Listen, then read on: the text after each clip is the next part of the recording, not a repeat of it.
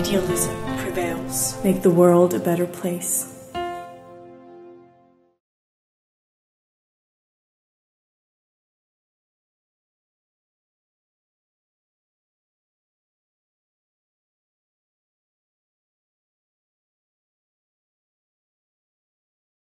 Hello and welcome to our podcast here at VIPEC. The war in Ukraine escalates almost by the week. After the attack on the Crimean Bridge, Russia launched a series of rocket strikes on civil targets and energy infrastructure all over the Ukraine. What will be the next steps in this escalation circle? Will Putin use his atomic arsenal? And how will the world react? We, that is me and my colleague Alexander Stipsitz, good morning. Good morning. We will discuss those and other questions with political scientist Professor Mangold from the University of Innsbruck. Good morning. Good morning. After a series of victories of the Ukrainian offensive seems to come to a halt, and with a few exceptions in the south where the Ukraine still gains ground, and in Bakhmut where Russia tries to gain ground, we are going back to a positional war. Will this stay like this over the winter, as the weather will make offensives actually very difficult? Well, I think we just see now that Russia has been able to stabilize part of the front lines in Ukraine, which had not been possible for the Russian side when the Ukrainian army launched its offensive in the region of Kharkiv and in parts of Donetsk and in the region of Kherson. Some people have already stated that the time of those Ukrainian successors, that the victory of Ukraine in this war is only a matter of time. I always said this is still early days. We can't yet know who will be the winner in this war, if there will be any winner, whether it's the Russian side or the Ukrainian side, and how we define victory for both sides. So I do think, yes, we will see more Ukrainian efforts to gain more territory from the Russian Federation. Particularly sensitive is the west bank of the river Dnieper in the region of Kherson, with its regional capital Kherson. I think there the Ukrainians will try to push harder. Whether the Russians will be able to defend it remains to be seen. But by and large, as I've said, the war is not yet decided. Okay. Yeah, looks like that, certainly to us. I will talk about or ask you about the information and which information we can trust a little later. But let us start off with reports that have been coming out via the Pentagon, that actually there is an increasing shortage of ammunition and general weaponry for the Russian army. That the sanctions are certainly impacting Russia in the sense that they have trouble restocking their supplies. Now, Iran is coming in, apparently, with drones and such, China not. My question is, do you know of there being actually restocking issues on the weaponry side? And could that be a factor as we move forward? Well, it's hard to tell for an outsider. I'm not an intelligence analyst. I'm not working for a security agency, so they have more information than I have. To me, it seems plausible that Russia does have problems with restocking its arsenal, particularly because some of the weapons are dependent on Western components, on chips, which are no longer available due to the Western sanctions, which prohibit to export high electronic technology to the Russian Federation. So there should be difficulties for the Russian side to replenish their arsenal. However, the fact that Russia has been using now for about a week high precision munition in attacking Ukrainian civilian infrastructure and cities demonstrates that they still have these weapons. And if they would be running very short of these weapons, they would not have launched this attack, I'd argue. That makes complete sense. There was an article in the Süddeutsche Zeitung, I think, last week, which stated that Russia has enough of the technical stuff that you need for the rockets for several years, according to their information. So we don't know which side is right. So we can't rely on them running out of ammunition. Yeah. Okay. So that's ticked off. let me, if I may, then move on to the next big question of supplies, which is the supply with humans, if one may be so cynical. Things have not been going too well. I think we can say that. So the call to arms has not been received as enthusiastically as certainly Putin's regime would have wished. How serious is that problem, especially when we look at reports coming out of certain encampments where actually soldiers apparently are starting to go against each other depending on regional differences and such. So is the morale really as low, to your knowledge? And what does that mean to the war effort? Well, Putin, of course, has waited very long for the mobilization of reservists, particularly because he was aware of the fact that doing so would change the mood in the Russian society. And that actually has indeed happened, because before the mobilization, many Russians were not affected by the war. It was a special operation down there done by special forces, and everything is going according to plan and goals will be reached. That was the official propaganda. Now with the partial mobilization, war comes to every household, with sons and fathers being taken away from their families, taken out of their companies, of their workplaces, and sent to the war zone. That, of course, has changed the mood in the Russian society, as we were able to see a couple of weeks ago. Well, morale on the Russian side is definitely less high than on the Ukrainian side. The Ukrainians are defending their own homeland. They know what they are fighting for. Many of the Russians, many of the Russian soldiers, I don't think, know particularly well what they are doing there, what they are fighting for, if they are really fighting a Nazi regime, which is about to threaten the very existence of Russia as the Russian propaganda states. So far, officially, 220,000 reservists have been mobilized and 16,000 already sent to the front line, with already casualties of the newly mobilized soldiers being signaled and counted. So I think that that was something that experts had expected from the very start. That the Russian side is not very well prepared for a mobilization, particularly if the mobilization is going beyond the 300,000 that the presidential decree has ordered to get mobilized. And this is why we have seen all these scenes with soldiers or mobilized people waiting in camps for arms, for clothes, for training, without housing and the like. That was very poorly administrated by the Russian military, by the Russian Defense Ministry. So this, of course, is not going to raise the morale of these people. The question is, how effective will these mobilized reservists be at the front line? But they get only a very short training of about 10 to 14 days, and then are sent to the front line. I think they are not well prepared to fight, and so I think that part of the mobilized soldiers will not be sent to the front, but will be used in the occupied regions for logistical tasks, for controlling functions, making free more specialized soldiers who are performing these duties now, and these more specialized soldiers will then be sent to the front line, where they are desperately needed, because Russia actually lacks a lot of troops at the front line, which also was one of the factors why it suffered seriously from Ukrainian offensives in the past 8 weeks.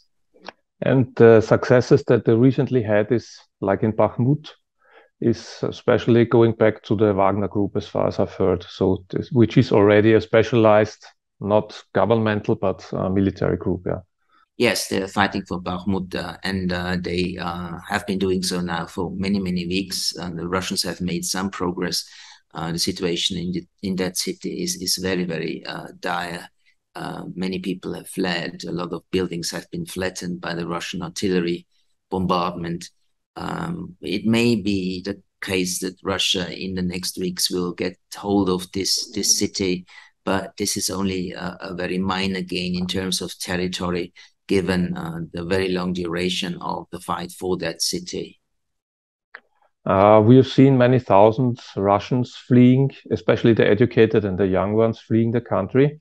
Many of them going to Kazakhstan, which was supposed to be a supporter of Russia, or at least many in the West expected this. But Kazakhstan since then already distanced itself from Putin to an extent, also China.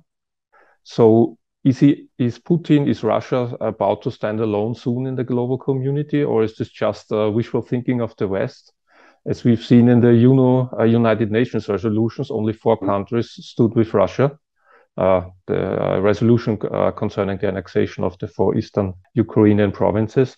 But on the other hand, though the annexation is clearly a violation of international law by any standards, still 35 countries abstained from condemning Russia, amongst them China and India. So where are we standing on the standing of Russia?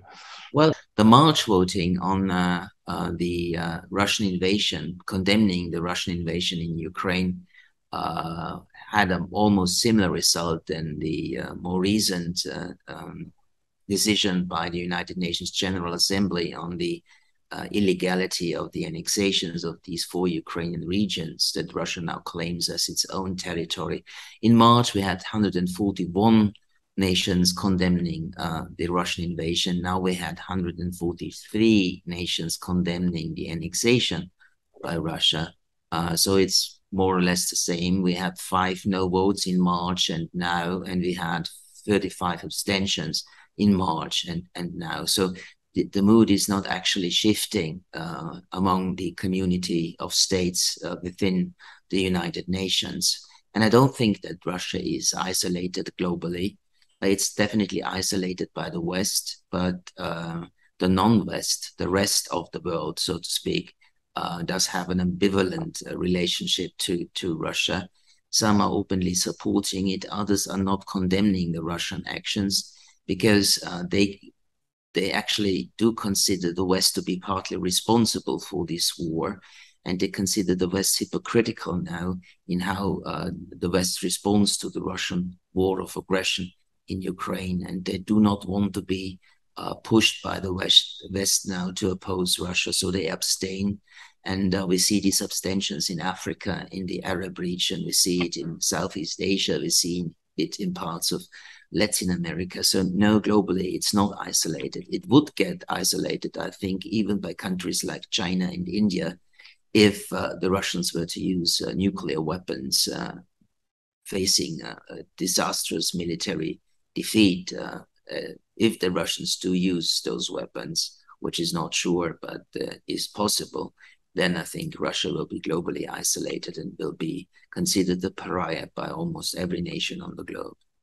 Let's push that elephant out of the room for a moment, because people like to discuss this nuclear option, and I don't even know what to say about that anymore. But we may get back to it. But what I find interesting, that was not on my list here, but I just want to ask you that. The West, the so-called West, is being accused of hypocrisy. But I mean, let's be honest. Do you know of any war of this particular kind having been waged by, let's say, the US, and especially considering the deliberate shelling of civilian targets? I remember that every misguided, misplaced rocket was counted that may have hit a civilian, unfortunately, and there's been a lot of transparency, at least to my knowledge, by most wars that the West was engaged in the last 20, 30 years. Can this really be compared, or does one not have an argument here vis-a-vis India and China and those 35 abstaining, that this war is different in nature, that this annexation cannot be compared to other interventions? Well, if we compare the US and its allies' invasion of Iraq in March 2003 with the Russian current invasion, there is one commonality, and that is the fact that both wars have been illegal under international law. Mm-hmm. The US invasion was a war of aggression. The Russian invasion was a war of aggression. What we cannot necessarily completely compare is how the US and Russia wages or in the case of the US, waged the war in Iraq. What we see is Russia is committing a great deal of war crimes by targeting civilian infrastructure, by targeting civilian buildings. This is a tactic that Russia has used very often when it is engaged in wars. Let us think about how they dealt with Aleppo in Syria in 2016, how they destroyed Grozny, the capital of Chechnya, inside of the Russian Federation. So the Russian war definitely is much more brutal, much more aggressive, much more cynical, and much more characterized by war crimes than what we have seen by the United States and its allies in Iraq. So we can compare them in terms of both having been a violation of international law, but we should not equal the two wars when it comes to how the war has been fought by both nations. Thank you. May I just? I didn't see you jump in. Can you come back? No. Yeah, you'll come back. I'm sure you will. One aspect recently that I keep on thinking about is I see the posturing of Xi, who's got a lot of trouble in China. We see North Korea doing its North Korea bit a bit more aggressively than usually. So they seem to be a little bit skating in the wave of this war. But what I find very interesting is Iran. Number one, they're very active supporter of Putin, and at the same time, the trouble that they are having. So I have this silent hope that maybe the Russian population, if they ever hear of what's going on in Iran, will gain some motivation from that. By asking you about Iran, you know what I'm asking you, is the population in Iran is doing something that from the outside I have tremendous respect for. Is that something that is known in Russia, and how much of a problem is that also for Putin if it works? Because personally, I don't think that this time the Iranian regime can suppress this uprising totally. I don't know where it's going, but I don't think it can be suppressed. Is there a relationship in what's happening in the world with dictatorial states? Sorry, that's the question.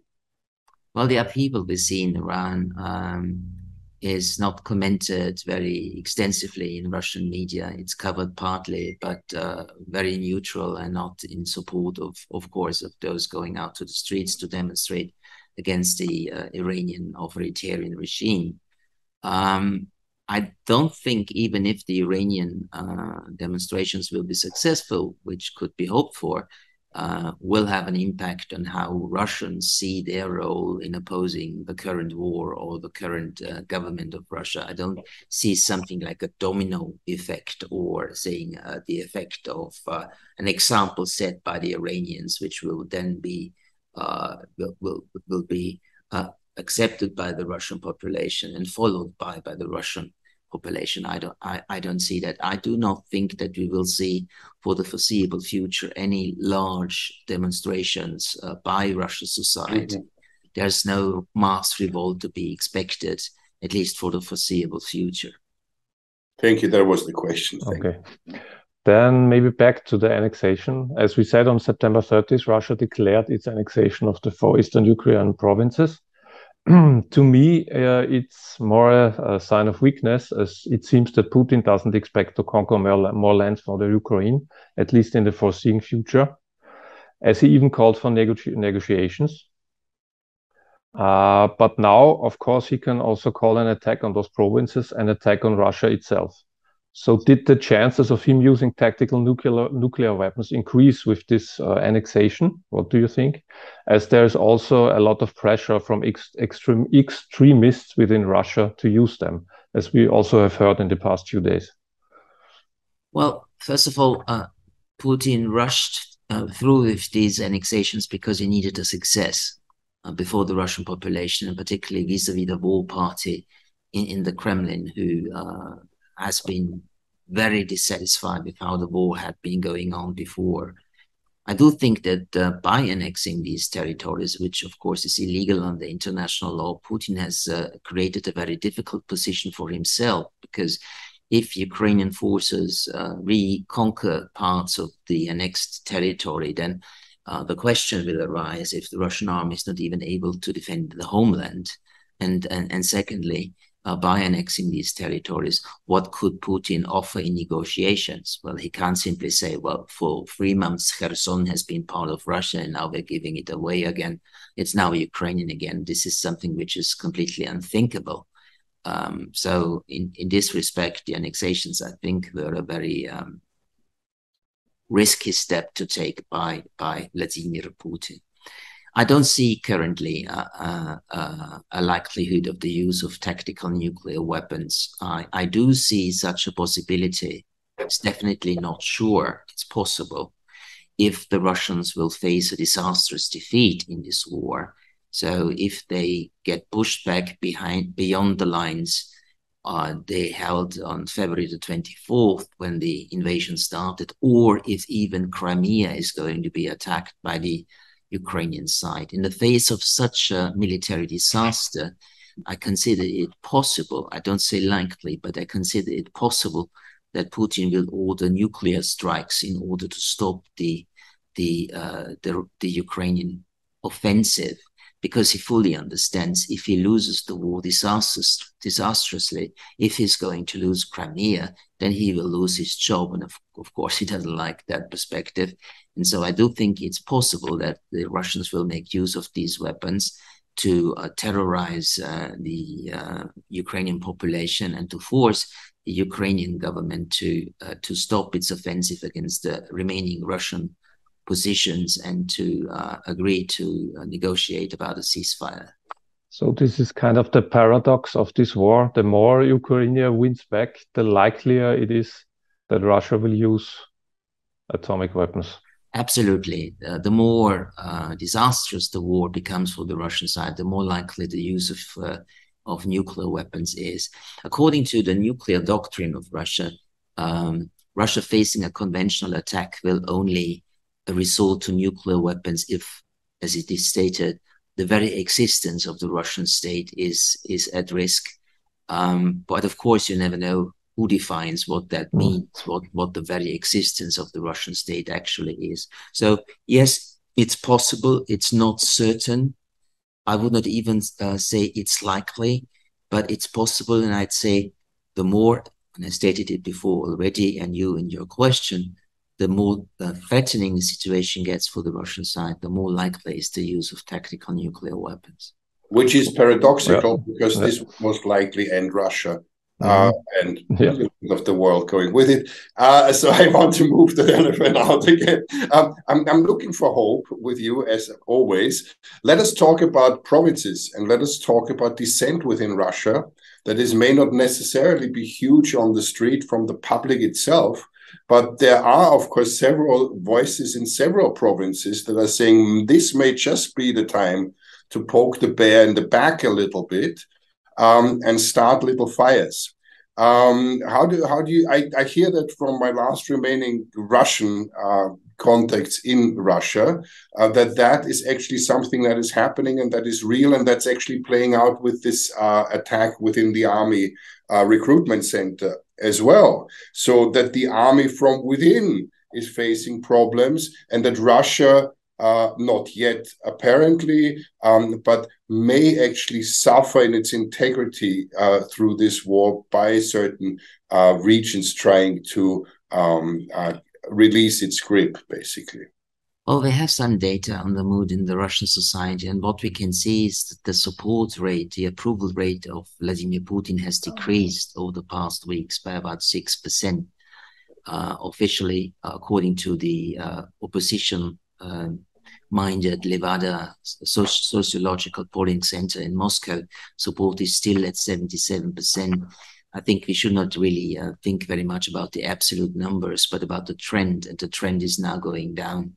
Besides that, Levada reports that the number of those Russians who feel shocked and feel anxious about how the war is developing has increased significantly over the past four weeks. So yes, the mood in the Russian population is changing. And the situation in the army is very difficult. We have seen a lot of rotation in top functions of the military over the past 8 months. What we have not yet seen is the sacking of the defense minister and the chief of the general staff, Shoigu and Gerasimov. A lot of speculation has already been online over the past 2 months that they will be sacked, but so far Putin sticks to these people. But obviously it seems that both actually should be replaced according from a Russian military perspective, because Shoigu obviously was not able to use the enormous financial resources to really modernize the Russian army. So its conventional capacity, as we can see in Ukraine, is limited. So I guess Shoigu is politically responsible for the failure of a thorough army reform in Russia. And Gerasimov, of course, as the chief of the general staff, also has to accept the blame for various blunders that the Russian military leadership has made during this invasion of Ukraine.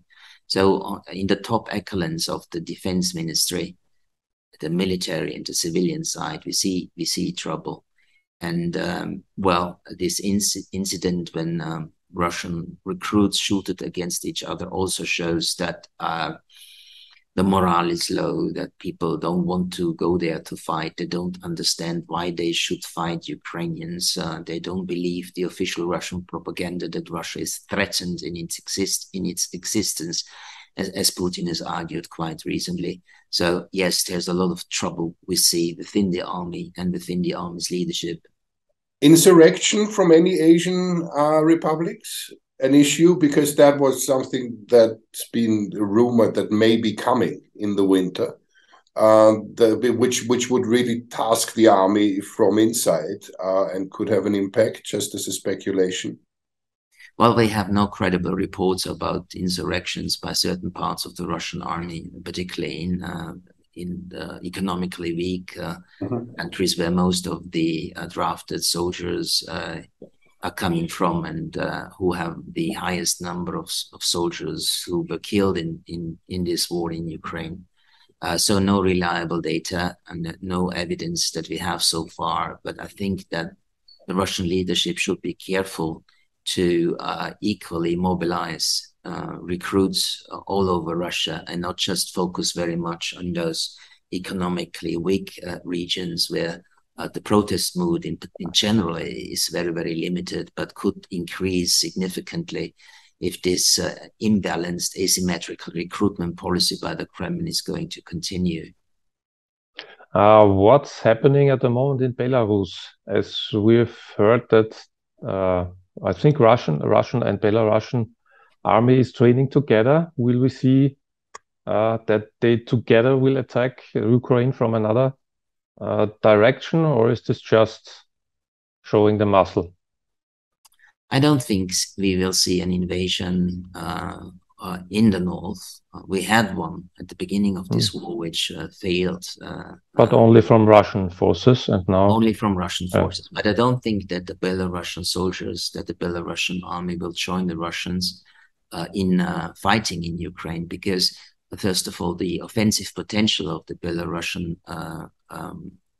military force is very limited. They are not highly qualified to wage such a war on the side of the Russian soldiers. And secondly, and that's much more important, allowing or ordering Belarusian soldiers to fight on the side of the Russian army is a very extreme threat to the stability in the country, to the repressive stability in the country, because people would not like such a Belarusian engagement against Ukraine.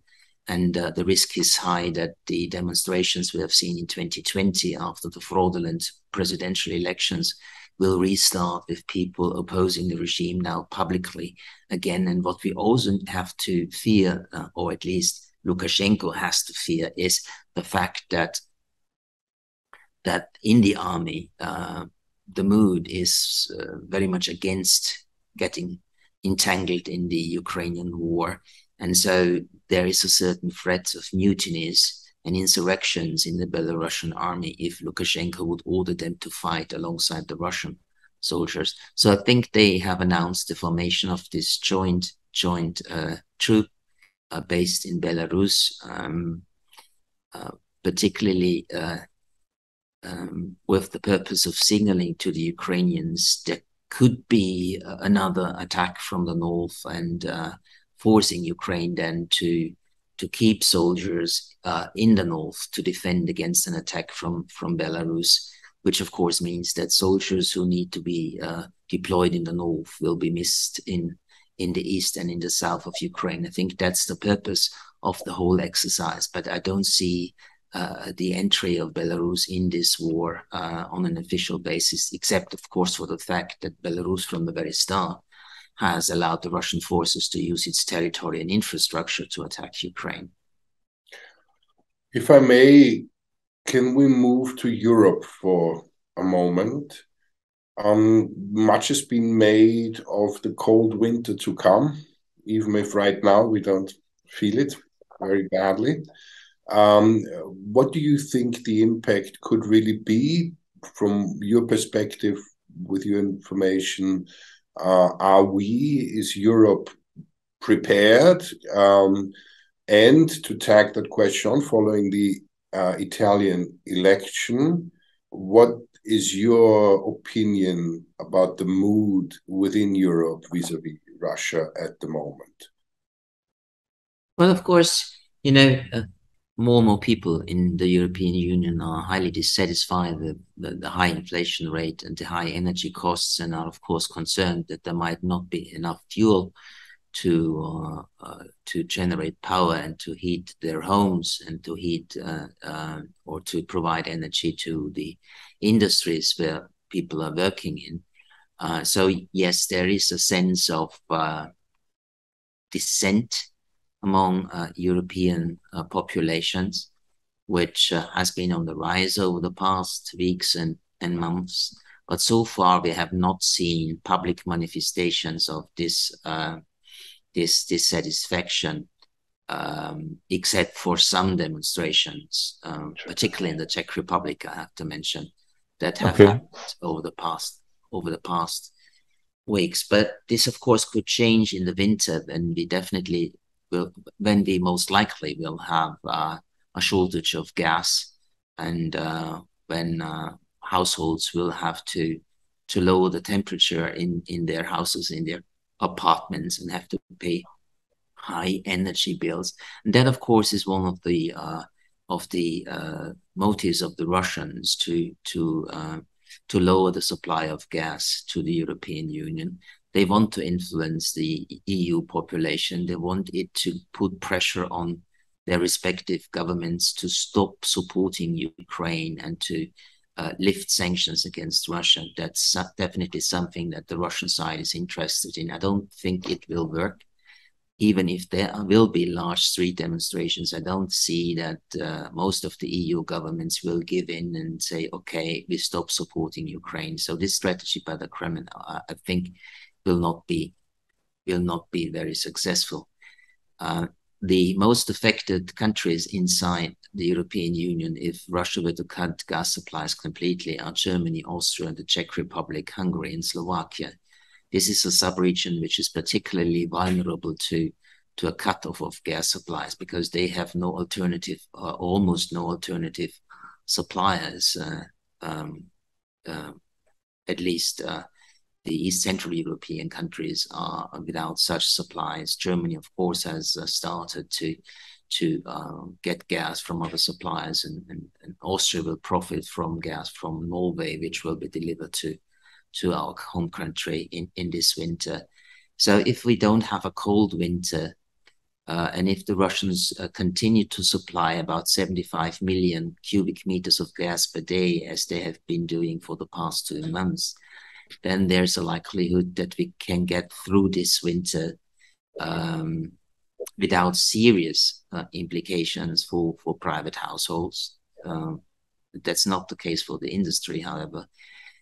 But at the end of this winter, the storage sites will be completely depleted.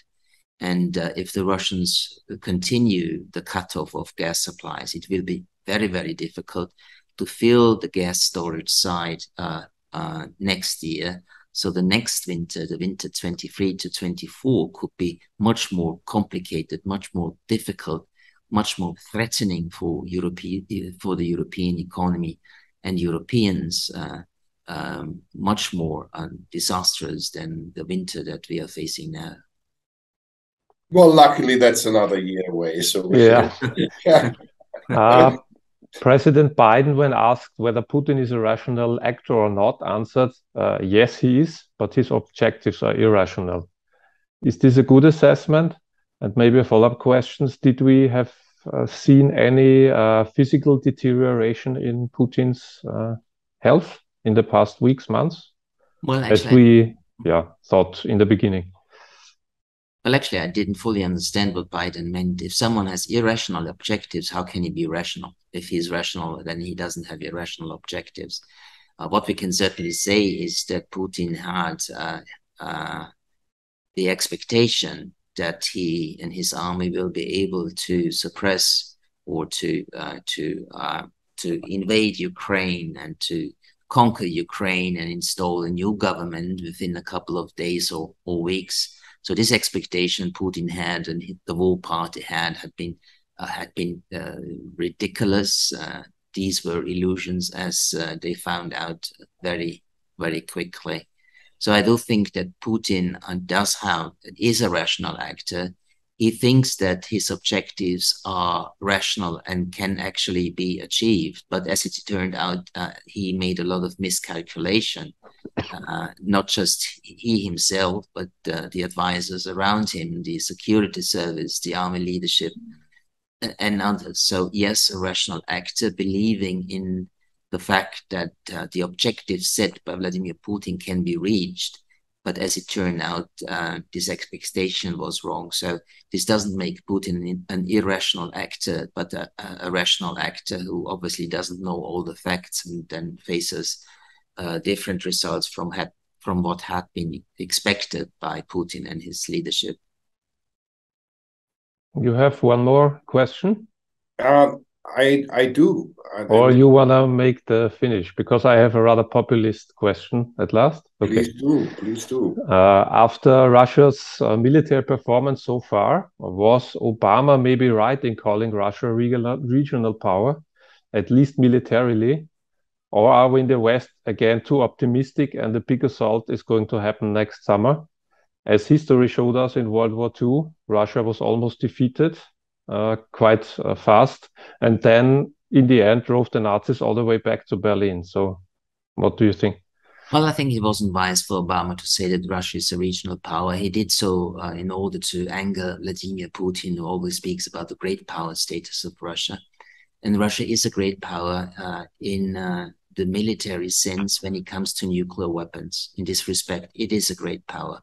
Conventionally, it seems we had overestimated the strength of the Russian army. So conventionally, if it's conventional military, Russia cannot actually claim to be a great power, which of course is one of the negative side effects of this brutal invasion, that everybody now knows that the Russians are not as strong as they were considered to be, and that they have made a lot of simply poor decisions in waging this war.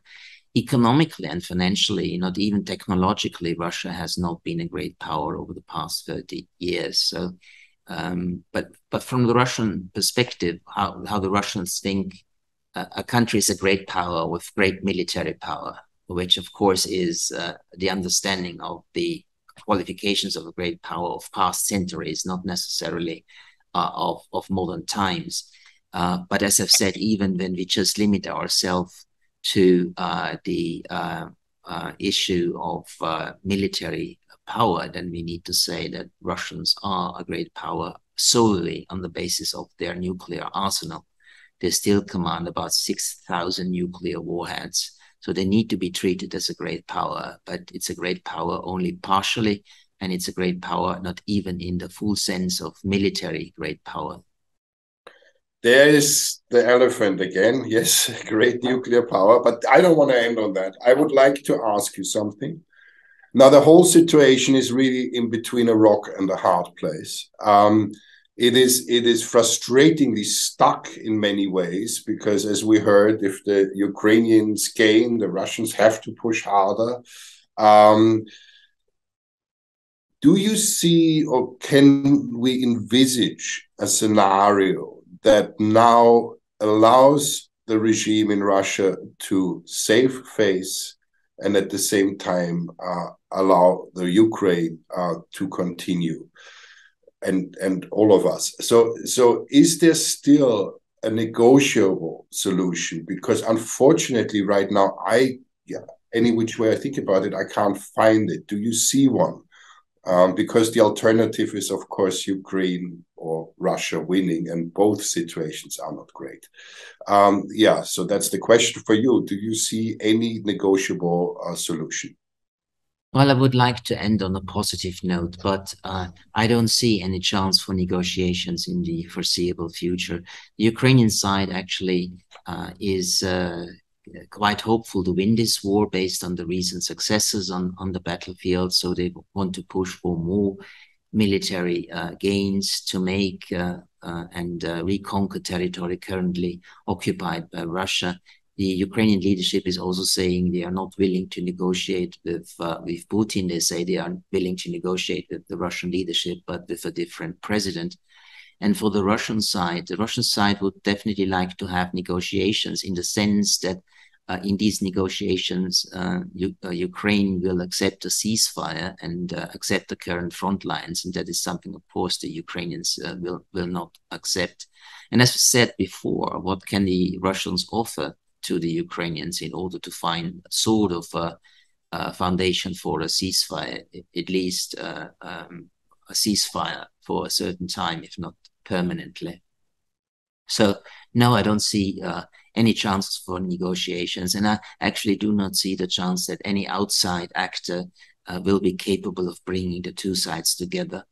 Turkey has tried hard, but it has not succeeded in this effort. China most likely will not get engaged in bringing the two parties to the negotiation table, because if the Chinese fail, then that's a reputational failure that they would certainly like to avoid. So no room for negotiations at the moment and in the foreseeable future. So what we will see is the war is going on, and war ends either if one party achieves victory and defeats the other party, or if both sides are exhausted militarily and can no longer hope for gains on the battlefield, and that brings them to the negotiation table. But both scenarios are not in place at the moment, and I don't see that either of these two scenarios taking place in the foreseeable future. So that long period of peace that we've had certainly in Europe is over, basically, for the foreseeable future. Apart from the Yugoslavian wars, yeah. Yeah. Yes, of course. Peacetime is over.